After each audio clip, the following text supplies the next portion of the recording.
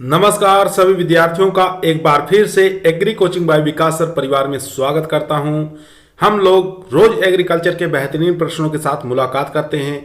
जैसा कि आप लोगों को पता है, कृषि विज्ञान से संबंधित जितने भी एग्जाम होते हैं, चाहे वो आईसीआर हो, बीएचयू, एएफ हो, IBPS, agriculture TGT, PGT, NABARD, इस तरीके के जो भी एग्जाम होते हैं उनसे संबंधित प्रश्नों को हम रोजाना लेकर आते हैं। प्यारे विद्यार्थियों, जितने भी आप लोग हमारे चैनल से जुड़े हैं, सबका हम एग्री कोचिंग बाय विकास सर परिवार में स्वागत करते हैं। ये जो सीरीज चलाई जा रही है मुख्य तौर से एएफओ, एफसीआई और नाबार्ड और आईबीपीएस के लिए काफ़ी इंपॉर्टेंट क्वेश्चनों को लाया जा रहा है। इसको आप पढ़कर जरूर जाइए। 2 वीडियो बन चुकी है, तीसरी वीडियो है। अगर 2 वीडियो आप लोग नहीं देखे हैं तो प्ले लिस्ट में जाकर आईबीपीएस एएफओ करके एक प्लेलिस्ट बनी हुई है, उसके अंदर जाकर देख सकते हैं। तो शुरू करते हैं अपने फर्स्ट क्वेश्चन से। फर्स्ट क्वेश्चन हमारा कह रहा है आम का खाद्य भाग होता है। ठीक है, आम का खाए जाने वाला भाग कौन सा होता है ये आपको बताना है। ठीक है, तो यहाँ पर देखेंगे जो आम होता है या कोई भी फल होता है वो 3 पार्टों से बना होता है।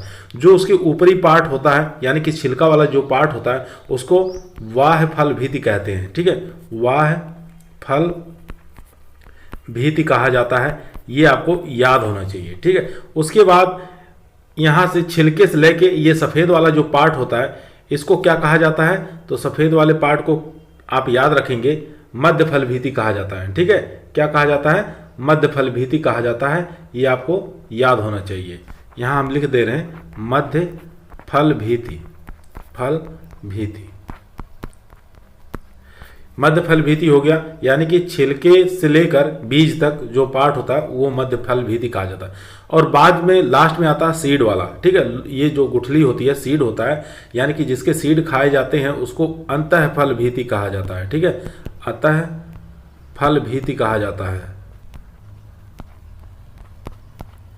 ये आप याद रखेंगे। तो 3 पार्ट हो गए, और जिसके पार्ट यानी कि छिलका भी खाया जाता है, मध्य फल भीति भी खाया जाता है और सीड भी खाए जाते हैं, उसको क्या कहा जाता है, तो उसको फल भीति कहा जाता है, जिसको इंग्लिश में पेरिकार्प के नाम से भी जाना जाता है। ठीक है, पेरिकार्प कहा जाता है, पेरिकार्प कहा जाता है, ये आप याद रखिए। तो यहां पर देख सकते हैं आम का छिलका तो खाएंगे नहीं, तो वाह फल भीति ऐसे ही कट गया। ठीक है, उसके बाद अंतः फल भीति ये भी हमारा होगा नहीं। ठीक है, तो ये भी हमारा होगा नहीं, तो इसमें से मध्य फल भीति ही खाया जाता है इसका, यानी बीच वाला ही पार्ट, ना सीड खाते ना छिलका खाते, बीच वाला जो उसको मध्य फल भीति कहा जाता है। तो डी ऑप्शन यहाँ पर राइट आंसर हो जाएगा। ठीक है, जो लोग डी ऑप्शन दे रहे हैं वो एकदम करेक्ट आंसर दे रहे हैं, मध्य फल भीति, डी ऑप्शन यहाँ पर राइट आंसर हो जाएगा। अब यहाँ पे आपको बता दें मैंगो का वैज्ञानिक नाम क्या होता है, तो मेंजीफेरा इंडिका होता है। ठीक है, क्या होता है, मेंजीफेरा इंडिका इसका वैज्ञानिक नाम होता है, ये आपको याद होना चाहिए। फैमिली इसकी याद होनी चाहिए एनाकार्डियेसी। ठीक है, एनाकार्डियेसी इसकी फैमिली होती है, काफ़ी इंपॉर्टेंट है। और इसका उत्पत्ति स्थान आप याद रखेंगे एंडो बर्मा। ठीक है, एंडो बर्मा इसका उत्पत्ति स्थान होता है। इसकी कुछ वैरायटियां भी आप याद रखेंगे, जैसे वैरायटियां होती हैं दशहरी हो गया, चौसा हो गया, हापुस हो गया, बॉम्बे ग्रीन, आम्रपाली, रत्ना, मलिका, तोतापरी, ये सब जितनी वैरायटियां हैं ये सब एग्जाम में बहुत बार पूछा गया है। तो यहाँ पर डी ऑप्शन हमारा करेक्ट है। चलते हैं क्वेश्चन नंबर 2 पर। दोस्तों, यदि आपको एग्रीकल्चर के किसी भी एग्जाम में सिलेक्शन लेना है तो ईमानदारी के साथ चैनल को जरूर सब्सक्राइब कर लीजिए, यह आपका परिवार है।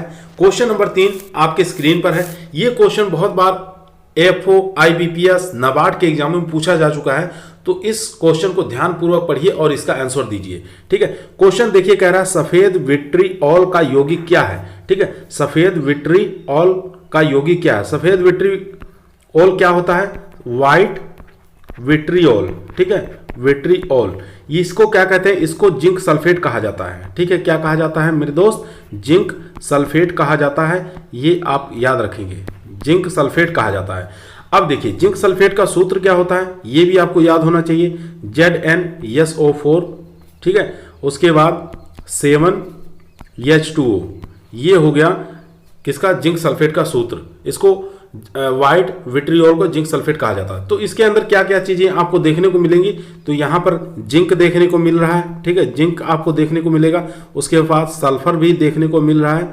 ठीक है, जिंक सल्फर और ऑक्सीजन तो होगा ही होगा। ठीक है, तो यहाँ पर देख सकते हैं जिंक इसके अंदर है, सल्फर इसके अंदर है और ऑक्सीजन भी इसके अंतर्गत। तो यहाँ पर बी ऑप्शन हमारा करेक्ट आंसर हो गया। ठीक है, जो लोग बी ऑप्शन यहाँ पर दे रहे हैं वो लोग एकदम करेक्ट आंसर दे रहे हैं, बी ऑप्शन राइट। चलते हैं क्वेश्चन नंबर दोस्तों 3 पर। क्वेश्चन नंबर 3 आपकी स्क्रीन पर है। दोस्तों इस वीडियो को लास्ट तक जरूर देखिएगा, क्योंकि एक से एक इंपॉर्टेंट क्वेश्चनों को इस वीडियो के अंदर हम लेकर आए हैं, जो कि आईएफसी और नाबार्ड एएफओ के लिए काफी इंपॉर्टेंट हो सकते हैं। ठीक है, तो आप इस वीडियो को लास्ट तक जरूर पढ़िएगा। तो क्वेश्चन नंबर 3 आपकी स्क्रीन पर है। काजू जैसी फसलों के लिए कौन सी मिट्टी सबसे ज्यादा उपयुक्त होती है? ठीक है, काजू जैसी जो फसल होती है उसके लिए कौन सी मिट्टी सबसे ज्यादा उपयुक्त मानी गई है? लाल लेटराइट मृदा, काली मृदा, जलोढ़ मृदा या अनु उपजाऊ मृदा? इन चारों में से बताइए कौन सा करेक्ट आंसर हो जाएगा। तो काजू की खेती के लिए हम किस प्रकार की भूमि की आवश्यकता होती है? तो अम्लीय भूमि की आवश्यकता होती है। तो यहाँ पर लाल लेटराइट मृदा जो देख रहे हैं ये अम्लीय भूमि होगी। ठीक है, तो ए ऑप्शन यहाँ पर करेक्ट आंसर हो जाएगा। काजू की खेती के लिए उनमें से मुख्य तौर से ये लाल लेटराइट मृदा का ही उपयोग किया जाता है। ठीक है, तो ए ऑप्शन यहाँ पर हमारा करेक्ट आंसर हो जाएगा। यहाँ पर काली मृदा किसकी खेती के लिए करते हैं? तो कपास की खेती के लिए सबसे अच्छी मानी जाती है कौन सी? काली मृदा। और यहाँ पर जलोढ़ मृदा की बात आई तो इसको उपजाऊ मृदा भी कहा जाता है। ठीक है, उपजाऊ मृदा भी कहा जाता है, उपजाऊ मिट्टी भी कहा जाता है इसको। तो इसमें जलोढ़ मृदा के अंदर सभी प्रकार की हम खेती कर सकते हैं, जैसे धान की खेती कर सकते हैं, गेहूं की खेती कर सकते हैं। ठीक है, तो सभी प्रकार की जितनी भी क्रॉप्स होती है सभी प्रकार की खेती कर सकते हैं जलोढ़ मृदा में। अनुपजाऊ तो इसके अंदर कोई खेती करेंगे नहीं, जो उपजाऊ नहीं होगी तो उसमें क्यों हम खेती करेंगे? तो यहाँ पर ए ऑप्शन हमारा करेक्ट आंसर हो जाएगा। चलते हैं क्वेश्चन नंबर 4 पर। क्वेश्चन नंबर 4 आपकी स्क्रीन पर। ये क्वेश्चन तो किसी भी एग्जाम में आ सकता है, एग्रीकल्चर का कोई भी एग्जाम दे रहे हैं तो उसके अंदर ये क्वेश्चन तो आना ही आना है। क्वेश्चन देखिए, ध्यानपूर्वक पढ़िए और इसका आंसर दीजिए। भारत का कौन सा राज्य बाजरा का सर्वाधिक उत्पादन करने वाला राज्य है? राजस्थान, उत्तर प्रदेश, महाराष्ट्र और गुजरात। चारों ऑप्शन जो है सबके बारे में हम डिस्कस करेंगे एक एक करके। पहले हम राजस्थान के बारे में डिस्कस करते हैं। राजस्थान की रैंक किन किन फसलों में प्रथम स्थान पर है? याद रखेंगे, बाजरा उत्पादन में प्रथम स्थान पर राजस्थान। उसके बाद सरसों उत्पादन में राजस्थान का प्रथम स्थान। उसके बाद बात करेंगे तिलहनी फसलों में प्रथम स्थान पर कौन? राजस्थान। अब देखिए उत्तर प्रदेश कौन कौन से चीजों में प्रथम स्थान पर बना हुआ है? तो अनाज की बात करेंगे, अनाजों के अंदर सबसे ज्यादा उत्पादन करने वाला राज्य उत्तर प्रदेश। और उसके बाद गन्ना उत्पादन करने वाला सबसे ज्यादा पूरे भारत के अंदर उत्तर प्रदेश। आलू उत्पादन करने वाला राज्य उत्तर प्रदेश, सबसे ज्यादा आम उत्पादन करने वाला राज्य उत्तर प्रदेश हो गया। अब देखिए महाराष्ट्र की बात करेंगे तो महाराष्ट्र सबसे ज्यादा अनार का उत्पादन करता है। ठीक है, अनार का उत्पादन करता है। इसी के साथ अंगूर को भी याद रख लेंगे, अंगूर में उत्पादन में प्रथम स्थान पर महाराष्ट्र बना हुआ है। इसके बाद चलते हैं गुजरात देखिए कपास के उत्पादन में प्रथम स्थान पर बना हुआ है। ठीक है, उसकी बात करेंगे मूंगफली भी जो है उत्पादन में प्रथम स्थान पर कौन है? महाराष्ट्र है, ये गुजरात सॉरी। यहां पर देखेंगे फर्स्ट ऑप्शन हमारा करेक्ट आंसर आ रहा है, यानी कि चाहे वो बाजरा पूछ ले, सरसों पूछ ले, तिलहन पूछ ले तो हमको लगाना है राजस्थान। अगर अनाजों में प्रथम स्थान उत्तर प्रदेश, गन्ना उत्पादन में प्रथम स्थान उत्तर प्रदेश, आलू में प्रथम स्थान उत्तर प्रदेश, आम में भी उत्तर प्रदेश, अनार अंगूर का पूछे महाराष्ट्र और उसके बाद कपास और मूंगफली का पूछे तो गुजरात पर चले जाएंगे। तो ए ऑप्शन यहां पर करेक्ट आंसर है। चलते हैं क्वेश्चन नंबर 5 पर। क्वेश्चन नंबर 6 आपकी स्क्रीन पर है। काफी अच्छा क्वेश्चन है। निम्नलिखित में से कौन सी एक रबी फसल की क्रॉप है? इसमें से बताना कौन सी एक रबी क्रॉप फसल है? ज्वार, मूंगफली, सरसों, बाजरा। तो यहां देखेंगे ज्वार जो है एक प्रकार की खरीफ वाली फसल है। ठीक है, खरीफ वाली फसल है। मूंगफली की बात करेंगे तो मूंगफली क्या है? ये भी खरीफ वाली फसल है। ठीक है, मूंगफली भी खरीफ वाली फसल है। सरसों की बात करेंगे तो सरसों क्या है? रबी वाली क्रॉप है। तो क्वेश्चन यही पूछा था रबी वाली फसल कौन सी है, तो हमारे सरसों ए ऑप्शन हमारा करेक्ट आंसर हो जाएगा। ठीक है, रबी में और कौन कौन सी क्रॉप्स आती हैं? तो गेहूं को याद रखेंगे। ठीक है, गेहूं को याद रखेंगे, जीरा को याद रखेंगे, जीरा भी हमारा रबी का है। इसबगोल को याद रख लेंगे। ठीक है, इसबगोल ये भी काफी इंपॉर्टेंट है। इसबगोल के साथ साथ मेथी को याद रखेंगे, मेथी भी आपकी कौन सी है? यानी कि रबी सीजन की क्रॉप है। उसके बाद चना को याद रख लेंगे, चना भी हमारी रबी सीजन की क्रॉप है। और जौ जो है ये भी कौन सी है? रबी सीजन की क्रॉप्स है। यहाँ पर बाजरा जो देख रहे हैं ये खरीफ वाली फसल है। ठीक है, खरीफ वाली फसल है। तो यहाँ पर हमारा ए ऑप्शन, हमारा सी ऑप्शन है यहाँ पर राइट आंसर है। ठीक है, अभी सरसों की बुआई चल रही है, सरसों की 2 वैरायटियां आप याद रख लेंगे, CS58, इसके साथ याद रखेंगे CS60। ये दोनों ही मस्टर्ड की वैरायटियां हैं, ठीक है, काफ़ी इंपॉर्टेंट है, इस चीज़ को भी आप ध्यान देंगे। तो सी ऑप्शन राइट। चलते हैं क्वेश्चन नंबर 6 पर। क्वेश्चन नंबर 6 आपके स्क्रीन पर है, बहुत बार एग्जामों में आ चुका है, पीछे के एग्जाम में FCI में भी आया हुआ है। मिर्च का तीखापन किसके कारण होता है? कैप्सेसिन के कारण, सोलेनिन के कारण, आइसोथायोसाइनाइड के कारण, या उपयुक्त में से कोई नहीं। तो यहां देखेंगे कैप्सेसिन के कारण क्या होता है? तीखापन होता है, ठीक है। मिर्च का तीखापन किसके कारण तीखापन होता है? मिर्च का कैप्सेसिन के कारण होता है। अगर हम बात करें मिर्च का लाल रंग भी पूछता है एग्जामों में, लाल रंग किसके कारण होता है? तो कैप्सेथीन के कारण। यहां पर थीन लग जाएगा, वहां पर सीन है, ठीक है, दोनों में डिफरेंट है, ये याद रखेंगे। सोलेनिन के कारण क्या होता है? सोलेनिन के कारण आलू का हरा रंग, ठीक है, आलू का हरा रंग, ये आप याद रखेंगे, ठीक है, ये काफी इंपॉर्टेंट है। उसके बाद आइसोथायोसाइनाइड के कारण क्या होता है? मूली में चरपड़ाहट, ठीक है, मूली में चरपड़ाहट किसके कारण? आइसोथायोसाइनाइड के कारण। तो यहां पर ए ऑप्शन हमारा करेक्ट आंसर हो गया, ठीक है। चलते हैं क्वेश्चन नंबर मेरे दोस्तों 7 पर। क्वेश्चन नंबर 7 आपकी स्क्रीन पर है। सूची 1 को सूची 2 से मिलान करना है, ठीक है, सूची 1 को सूची 2 से आपको मिलान करना है। एक तरफ सूची 1 दिया है, एक तरफ सूची 2। सूची 1 में नाम दिए हुए हैं, दूसरी तरफ स्रोत दिया हुआ है। तो देखते हैं हाइड्रोक्लोरिक एसिड किसमें पाया जाता है? इसको HCl के नाम से भी जाना जाता है, HCl कहा जाता है। तो इसका संबंध किससे हो जाएगा? तो ये पाच्य रस का काम करता है, यानी कि 4th ऑप्शन के साथ चला जाएगा, ठीक है। और उसके बाद एस्कॉर्बिक एसिड, इसका संबंध किसके साथ है? एस्कॉर्बिक एसिड का वैज्ञानिक नाम क्या होता है? विटामिन C का वैज्ञानिक नाम होता है, तो 3rd ऑप्शन के साथ चला जाएगा, ठीक है। उसके बाद बात करते हैं एमिनो अम्ल, ठीक है, एमिनो अम्ल से क्या बनता है? प्रोटीन बनती है, प्रोटीन ये 2nd के साथ चला जाएगा, ठीक है। उसके बाद एस्टिक एसिड क्या होता है? एस्टिक एसिड एक प्रकार का सिरका होता है, ठीक है। तो ये हमारा 1st ऑप्शन के साथ चला जाएगा, 1st के साथ चला जाएगा, उसके बाद 2nd के साथ चला जाएगा, 3rd के साथ चला जाएगा और 4th ऑप्शन के साथ चला जाएगा, ठीक है। ये तो हमारे ऑप्शन का करेक्ट आंसर हो जाएगा, ठीक है, यानी कि 4th, 3rd, उसके बाद 2, उसके बाद 1, ये मिलाप कर लेना आप लोग, ठीक है। यहां पर एक चीज बताते हैं, सबसे ज्यादा विटामिन C किसमें पाई जाती है? तो सबसे ज्यादा विटामिन C बारबेडोस चेरी में पाई जाती है, ठीक है, बारबेडोस चेरी के अंदर पाई जाती है विटामिन C।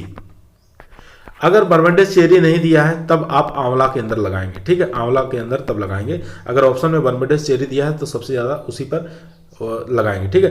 तो एक चीज और यहां पर ये जो दिया है, यानी कि सिरके के अंदर एस्टिक एसिड यहां पर दिया हुआ डी ऑप्शन, इसकी मात्रा कितनी होनी चाहिए? तो 4 से लेकर 6% होनी चाहिए, ठीक है, 4 से लेकर 6% होनी चाहिए सिरके की, जो कि एक परिरक्षक का काम करता है, ठीक है। क्या करता है? परिरक्षक का काम करता है।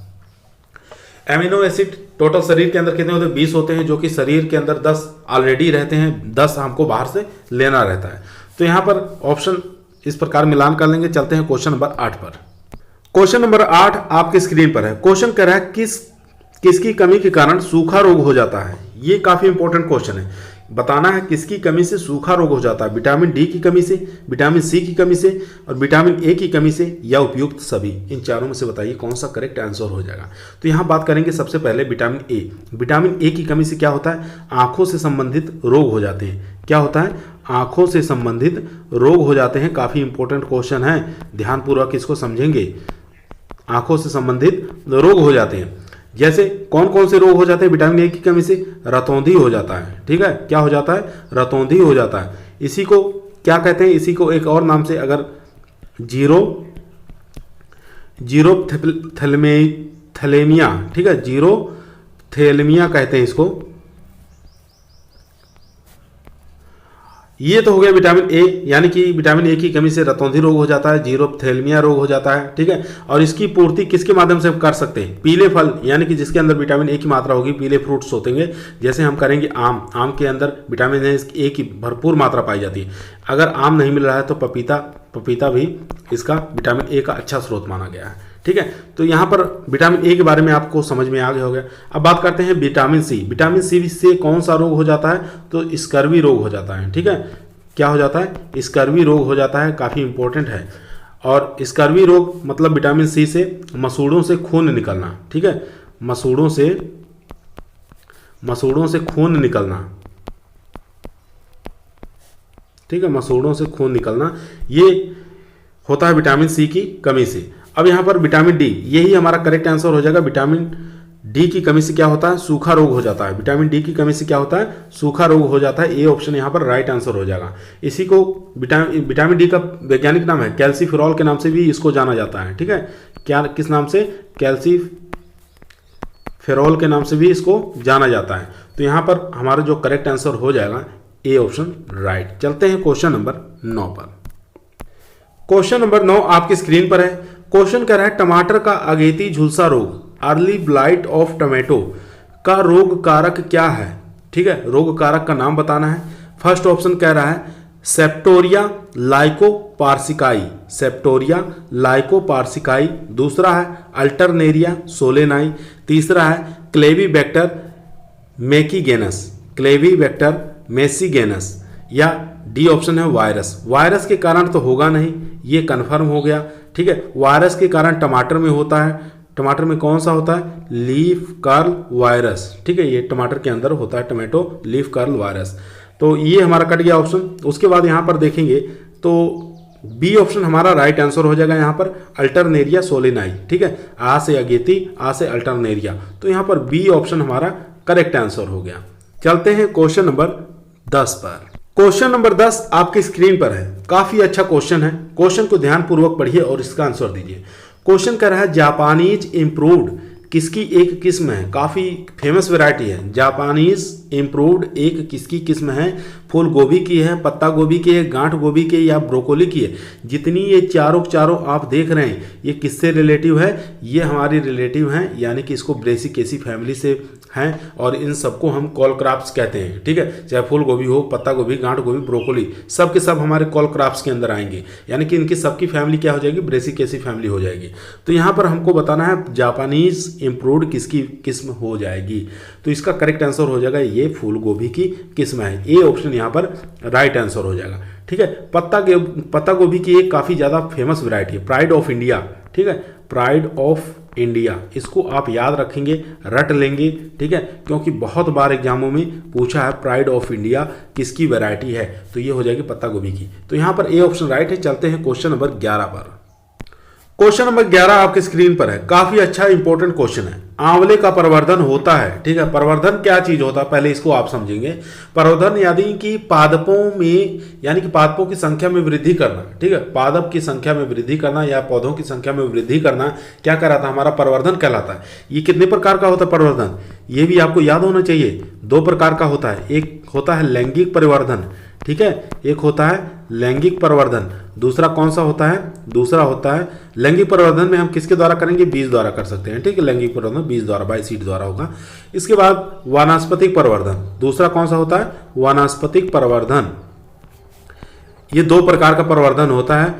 वानस्पतिक परिवर्धन में हम रिंग बडिंग, स्टूलिंग, पेंच बडिंग, कलिकायन, ठीक है, और इन सब चीज़ों का उपयोग करते हैं वानस्पतिक परिवर्धन पत्तियों द्वारा, ठीक है। तो ये आप याद रखेंगे। 2 चीज़ें समझ में आ गई होंगी। अब यहाँ पर पूछा था बीज द्वारा किसका किया जाता है? तो बीज द्वारा पपीता का प्रवर्धन सिर्फ बीज द्वारा ही होता है, ये याद होना चाहिए। उसके बाद रिंग बडिंग का प्रयोग किस में करते हैं?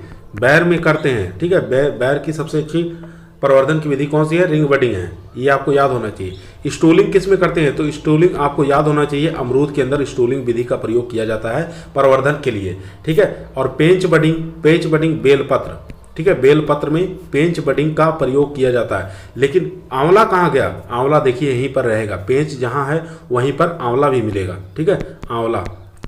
आंवला और बेलपत्र दोनों का जो प्रवर्धन की विधियां हैं वो हो जाएंगी पेंच बडिंग। तो हमारा यहाँ पर डी ऑप्शन हमारा करेक्ट आंसर हो जाएगा, ठीक है। डी ऑप्शन हमारा करेक्ट आंसर हो जाएगा। आप याद रखेंगे आंवले का वैज्ञानिक नाम क्या होता है? आंवले का वैज्ञानिक नाम आप लोग कमेंट के अंदर बताइए। आंवले का वैज्ञानिक नाम होता है एम्बेलिका ऑप्सिनेलिस। क्या होता है? एम्बेलिका ऑप्सिनेलिस इसका वैज्ञानिक नाम होता है। ये यूफोर्बिएसी फैमिली से बिलोंग करता है, ठीक है। इतनी चीजें आपको याद हो गई होंगी। चलते हैं क्वेश्चन नंबर 12 पर। क्वेश्चन नंबर 12 आपके स्क्रीन पर है। काफी अच्छा क्वेश्चन है। क्वेश्चन को ध्यानपूर्वक पढ़िए और इसका आंसर तुरंत दीजिए। क्वेश्चन कह रहा है निम्नलिखित में से किस क्षरण को डेथ ऑफ फार्मर्स कहा जाता है? कौन सा ऐसा क्षरण है जिसको हम क्या कहते हैं? डेथ ऑफ फार्मर्स कहा जाता है। बौछार क्षरण, परत क्षरण, रील क्षरण या अवनालिका क्षरण। काफ़ी इंपॉर्टेंट है, बहुत बार एफओ के अंदर आया है, आईबीपीएस के अंदर आया है, ठीक है। तो इस क्वेश्चन को ध्यानपूर्वक पढ़िए और इसका आंसर दीजिए। तो यहाँ पर इसका करेक्ट आंसर हो जाएगा मेरे दोस्त, यानी कि परत क्षरण जो होता है इसको क्या कहते हैं? डेथ ऑफ फार्मर्स कहा जाता है, ठीक है। एक और इसका नाम याद रखेंगे, मृदा का कैंसर भी इसी को कहा जाता है, ठीक है। मृदा का कैंसर भी इसी को कहा जाता है, याद रखेंगे। मृदा का कैंसर और डेथ ऑफ फार्मर्स कहा जाता है। बी ऑप्शन यहां पर राइट आंसर। चलते हैं क्वेश्चन नंबर 13 पर। क्वेश्चन नंबर 13 आपके स्क्रीन पर है। क्वेश्चन कह रहा है भेड़ का वानस्पतिक नाम क्या होता है? भेड़ का वैज्ञानिक नाम बताना है। ओविसेरिस, कपरा हिरकस, बॉस इंडिकस या उपयुक्त में से कोई नहीं। तो इसका करेक्ट आंसर हो जाएगा, यानी कि भेड़ का वैज्ञानिक नाम ओविसेरिस होता है। ए ऑप्शन यहाँ पर राइट आंसर हो जाएगा, ठीक है। कपरा हिरकस किसका होता है? ये बकरी का वैज्ञानिक नाम होता है, याद रखेंगे। बॉस इंडिकस किसका होता है? ये गाय का वैज्ञानिक नाम होता है। तो यहाँ पर ए ऑप्शन राइट है। चलते हैं क्वेश्चन नंबर 14 पर। क्वेश्चन नंबर 14 आपके स्क्रीन पर है। क्वेश्चन कह रहा है भारत में सबसे पहला निर्मित उर्वरक कौन सा है?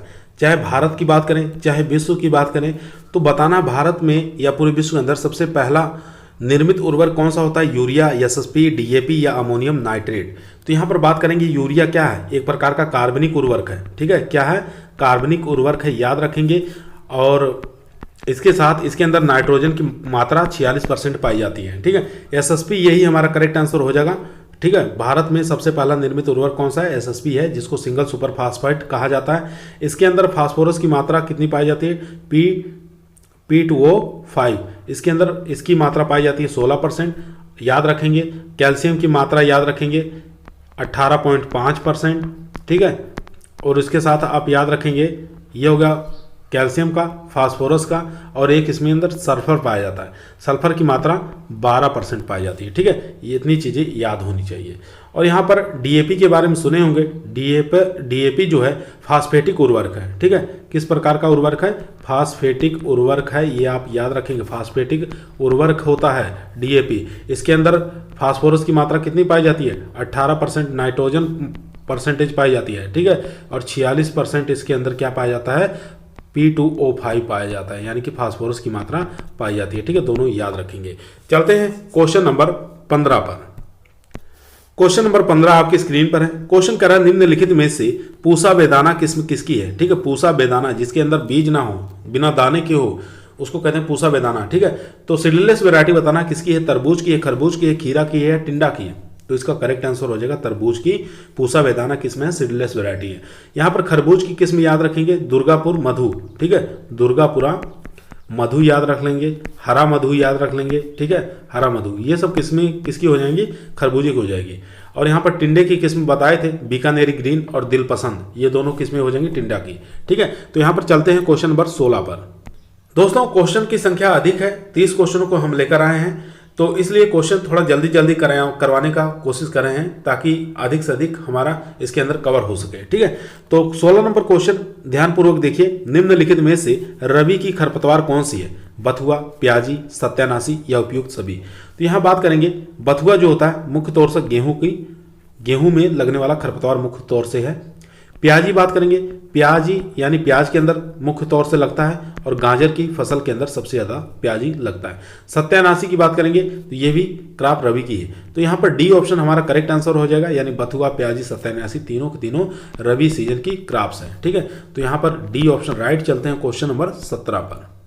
क्वेश्चन नंबर 17 आपकी स्क्रीन पर है। क्वेश्चन कह रहा है मूंगफली में अगेती टिक्का रोग कारक क्या है? ठीक है, अगेती पूछा है, दो प्रकार का लगता है, एक अगेती लगता है, एक पछेती लगता है, दोनों के बारे में हम बताएंगे। तो यहाँ पर फर्स्ट ऑप्शन देखेंगे सर्कोस्पोरा RHD कोला, ये हो गया अगेती, ठीक है। ये हो गया अगेती, मूंगफली का अगेती टिक्का रोग, ठीक है, अगेती टिक्का रोग मूंगफली का। और इसके बाद सर्कोस्पोरा पार्सोनेटा, ये हो गया पछेती, ठीक है, ये हो गया पछेती टिक्का रोग। तो यहाँ पर पूछा था अगेती, तो हमारा ए ऑप्शन हमारा करेक्ट आंसर हो जाएगा, यहाँ पर ए ऑप्शन राइट। अगर पछेती पूछेगा सर्कोस्पोरा पार्सोनेटा लिखेंगे, ठीक है। तो चलते हैं क्वेश्चन नंबर 18 पर। क्वेश्चन नंबर 18 आपकी स्क्रीन पर है। गाजर का संबंध किस किस कुल वाली फसल से है, ठीक है। गाजर की फैमिली बताना है, कौन सी फैमिली से बिलोंग करता है, एलियेसी, क्रूसीफेरी, अम्बेलीफेरी या फेबेसी। तो यहाँ बात करेंगे एलियेसी के अंदर दो चीज़ें आती हैं। एलियेसी की फैमिली, जैसे प्याज की फैमिली क्या हो जाएगी, एलियेसी, लहसुन की फैमिली क्या हो जाएगी, एलियेसी हो जाएगी, दोनों का याद रखेंगे। उसके बाद क्रूसीफेरी की बात करेंगे तो इसके अंदर सरसों आ जाएंगे, ठीक है। सरसों या गोभी वर्गीय जितनी भी होते हैं तो ये आ जाएंगे क्रूसीफेरी के अंदर, ठीक है। और यहाँ पर अम्बेलीफेरी की बात करेंगे तो ये जिसके पुष्पक्रम क्या होते हैं, छत्रक होते हैं, छत्ते के नुमा इसके पुष्पक्रम लगे होते हैं, उसको अम्बेलीफेरी वर्ग में रखा गया है। जैसे आप लोग देखे होंगे जीरा का होता है, ठीक है, सौंफ का होता है, ठीक है, सौंफ हो गया, धनिया का हो गया, ठीक है, धनिया का हो गया और गाजर का हो गया। तो यहाँ पर गाजर का पूछा था तो हमारा सी ऑप्शन यहाँ पर राइट आंसर हो जाएगा, ठीक है। तो सी ऑप्शन यहाँ पर राइट आंसर हो जाएगा। और यहाँ पर फेबेसी यानी कि इसको दूसरा नाम है लेग्यूमिनेसी, ठीक है, लेग्यूमिनेसी। जो लेग्यूम वाली क्रॉप्स होती हैं, दलहनी फसल होती हैं, वो फेबेसी के अंतर्गत आ जाएंगी। चलते हैं क्वेश्चन नंबर 19 पर। क्वेश्चन नंबर 19 आपके स्क्रीन पर है। क्वेश्चन कह रहा है कैल्शियम नाइट्रेट में नाइट्रोजन की मात्रा कितनी होती है, 33 से 34%, 15.5%, 21% या 16%। तो यहाँ बात करेंगे 33 से लेकर 34% जो नाइट्रोजन होती है वो अमोनियम नाइट्रेट के अंदर होती है, ठीक है, अमोनियम नाइट्रेट के अंदर होती है, ये आप याद रखेंगे। और यहाँ पर 15% जो होगा, 15.5%, ये हमारा करेक्ट आंसर हो जाएगा, ठीक है। कैल्शियम नाइट्रेट में नाइट्रोजन की मात्रा पूछा है तो इसमें बी ऑप्शन हमारा करेक्ट आंसर हो जाएगा। यहाँ पर 21% के बारे में भी आप बात कर लेते हैं, अमोनियम सल्फेट, ठीक है, अमोनियम सल्फेट के अंदर नाइट्रोजन की मात्रा कितनी होती है, 21% होती है, ये आप याद रखेंगे। तो यहां पर हमारा बी ऑप्शन राइट है। चलते हैं क्वेश्चन नंबर 20 पर। क्वेश्चन नंबर 20 आपकी स्क्रीन पर है। क्वेश्चन कह रहा है भारत में सबसे अधिक काली मृदा कहां पाई जाती है, उत्तर प्रदेश में, महाराष्ट्र में, बिहार में या हरियाणा में। तो यहां बात करेंगे उत्तर प्रदेश के अंदर कौन सी मृदा पाई जाती हैं, तो जलोढ़ मृदा पाई जाती हैं उत्तर प्रदेश के अंदर, ठीक है, जलोढ़ मृदा पाई जाती हैं, जिसको हम कह सकते हैं अधिकतर क्या होती हैं, क्षारीय मृदा पाई जाती हैं उत्तर प्रदेश में, ठीक है, अधिकतर क्षारीय मृदा, जलोढ़ मृदा उत्तर प्रदेश में देखने को मिलेगी। तो यहाँ पर बी ऑप्शन हमारा करेक्ट आंसर हो जाएगा। काली मृदा की बात कर रहा है तो काली मृदा सबसे ज्यादा कहाँ पाई जाती है, महाराष्ट्र के अंदर पाई जाती है, ठीक है। इसको हम क्या कहते हैं, काली मृदा कह सकते हैं, वर्टिसोल मृदा कह सकते हैं, ठीक है, या कपासीय मृदा कह सकते हैं, ठीक है। इन सभी नामों को आप याद रखेंगे। बिहार के अंदर लीची का नाम सुने होंगे, लीची सबसे ज्यादा कहाँ होता है, बिहार में, और लीची अनुसंधान केंद्र भी मुजफ्फरपुर बिहार के अंदर है। चलते हैं क्वेश्चन नंबर, यहाँ पर कौन सा, बी ऑप्शन राइट है। चलते हैं क्वेश्चन नंबर 21 पर। क्वेश्चन नंबर 21 काफी इंपॉर्टेंट क्वेश्चन है। क्वेश्चन नंबर 21 कह रहा है निम्नलिखित में से वर्णात्मक शाकनाशी किसे कहते हैं, ठीक है। वर्णात्मक शाकनाशी क्या होता है, यानी कि सेलेक्टिव हर्बिसाइड इसको कहा जाता है, ठीक है। तो यानी कि कोई भी खरपतवार हो उसको चुनकर नष्ट करे, हमारी फसल सेफ बची रहे और उसको उस खरपतवार को नष्ट कर दे, चुनकर नष्ट करने वाली क्रॉप को क्या कहते हैं, वर्णात्मक सेलेक्टिव हार्बिसाइड या वर्णात्मक शाकनाशी कहा जाता है। तो पैराक्वाट, डाइक्वाट या ग्लाइफोसेट, ये तीनों ऐसे हैं यानी कि सब कुछ नष्ट कर देंगे, ठीक है। ये नॉन सेलेक्टिव हर्बिसाइड होती हैं। और यहाँ पर सीमाजीन 2 देख रहे हैं, ये वर्णात्मक शाकनाशी जिसको सेलेक्टिव हर्बिसाइड कहा जाता है। डी ऑप्शन यहाँ पर राइट आंसर हो जाएगा। इसका प्रयोग किसमें करते हैं, मक्का के अंदर करते हैं, ठीक है, मक्का के अंदर सीमाजीन का प्रयोग किया जाता है, ये याद रखेंगे। इसके साथ आप याद रखेंगे सीमाजीन ऑप्शन में नहीं है तो एल्ट्राजीन भी क्या है, वर्णात्मक शाकनाशी है, ठीक है। एल्ट्राजीन को याद रखेंगे, 2,4-D को भी याद रखेंगे, 2,4-D और आइसोप्रोटेरॉन, ये सब वर्णात्मक यानी कि सेलेक्टिव हर्बिसाइड होते हैं। चलते हैं क्वेश्चन नंबर 22 पर।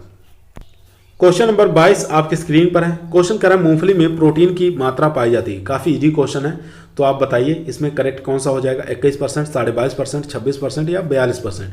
तो यहाँ पर 26% प्रोटीन की मात्रा पाई जाती है मूंगफली के अंदर।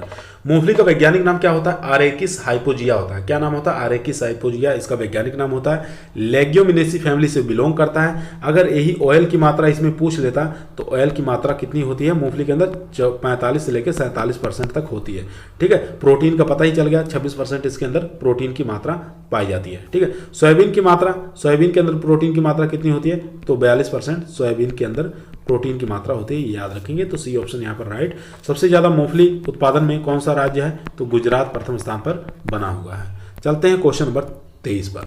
क्वेश्चन नंबर 23 आपके स्क्रीन पर है। निम्नलिखित में से किसको फ्लेनोफिक्स के नाम से भी जाना जाता है, साइटोकाइनिन, जिब्रेलिन, या एस्पेसिक एसिड और या नेफ्थलीन एस्टिक एसिड, जिसको NaA कहा जाता है। ठीक है, तो ये आप याद रखेंगे, डी ऑप्शन यहाँ पर करेक्ट आंसर हो जाएगा। ठीक है, नेफ्थलीन एस्टिक एसिड जो एक प्रकार का ऑक्सीजन हार्मोन है। ठीक है, किस प्रकार का हार्मोन है? ऑक्सीजन हार्मोन है, जिसको हम क्या कहते हैं? फ्लेनोफिक्स के नाम से जानते हैं। ये क्या काम करता है? यानी कि ये फलों को झड़ने से रोकता है। ठीक है, फलों को झड़ने से रोकता है, झड़ने से यानी कि गिरने से रोकता है, ये याद रखेंगे। इसका काम डी ऑप्शन यहाँ पर करेक्ट है। चलते हैं क्वेश्चन नंबर 24 पर।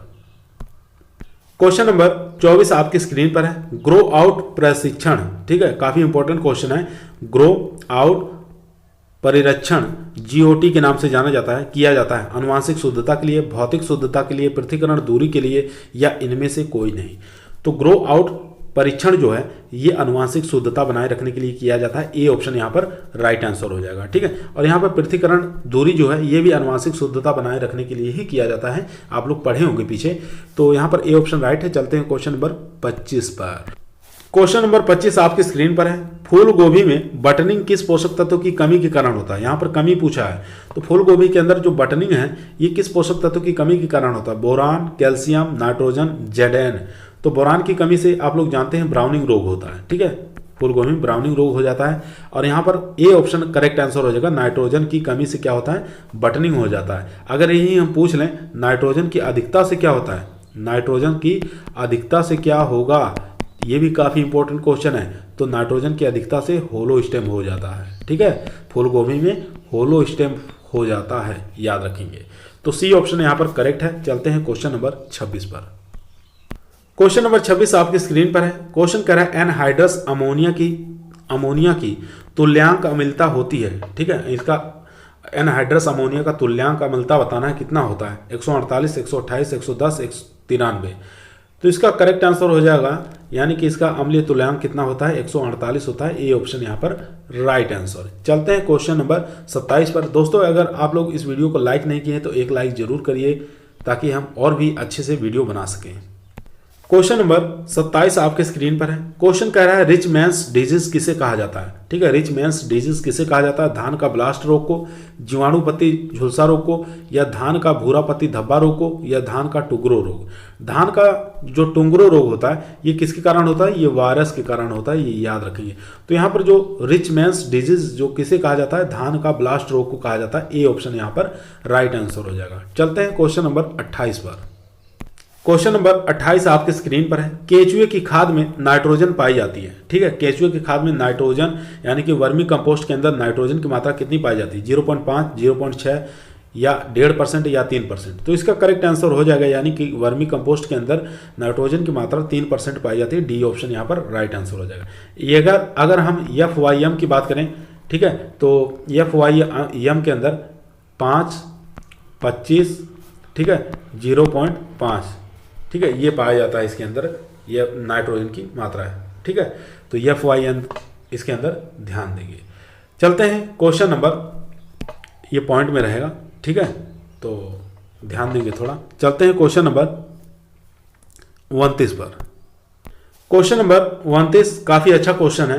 पपेन उत्पादन के लिए सबसे उपयुक्त फसल कौन सी है? Coorg Honey due, ladies, red ladies, sunrise solo, या को5। यहाँ जितनी वैरायटी देख रहे हैं चारों चारों पपीते की वैरायटियां हैं। पपीते का वैज्ञानिक नाम क्या होता है? Carica papaya. ठीक है, पपीते का वैज्ञानिक नाम कैरिका पपाया आपको याद होना चाहिए। फैमिली क्या होती है पपीता की? तो कैरिकेसी फैमिली होती है। ठीक है, कैरिकेसी इसकी फैमिली होती है। उत्पत्ति स्थान याद रखेंगे मैक्सिको। ठीक है, मैक्सिको इसका उत्पत्ति स्थान होता है पपीते का। तो इसमें से बताइए कौन सा करेक्ट आंसर हो जाएगा पपेन उत्पादन के लिए सबसे बेस्ट वैरायटी? तो CO5। ठीक है, तो यहाँ पर डी ऑप्शन हमारा करेक्ट आंसर हो जाएगा। चलते हैं क्वेश्चन नंबर 30, जो कि आज का लास्ट सवाल रहेगा। क्वेश्चन नंबर 30 आपके स्क्रीन पर है। निम्नलिखित में से कौन सी एक जीरे की फसल का प्रमुख खरपतवार है? ठीक है, जीरे की प्रमुख खरपतवार बताना है, इसमें से कौन से है?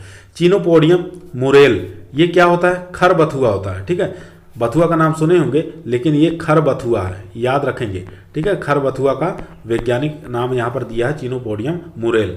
और साइनोडॉन डेक्टाइलॉन, ये आप लोग जानते हैं, दूब घास का वैज्ञानिक नाम है। ठीक है, दूब घास का वैज्ञानिक नाम हो जाएगा। यहाँ पर कॉन्वोवुलेसी या अर्बेसेंस, ये होता है हिरन खुरी का। ठीक है, किसका होता है? हिरनखुरी का हो जाएगा। और उसके बाद प्लांटेगो पोमेला, ये हो जाएगा जीरे का। ठीक है, तो ये हमारा डी ऑप्शन यहाँ पर करेक्ट आंसर हो जाएगा। डी ऑप्शन यहाँ पर राइट आंसर। दोस्तों, इस चैनल को और भी प्रमोट करने के लिए आप लोग अपने जितने भी एग्रीकल्चर के स्टूडेंट हैं सबके पास इस वीडियो को शेयर करिए और अधिक से अधिक सब्सक्राइब करवाइए और इस चैनल पर अधिक से अधिक लोगों को जुड़वाइए।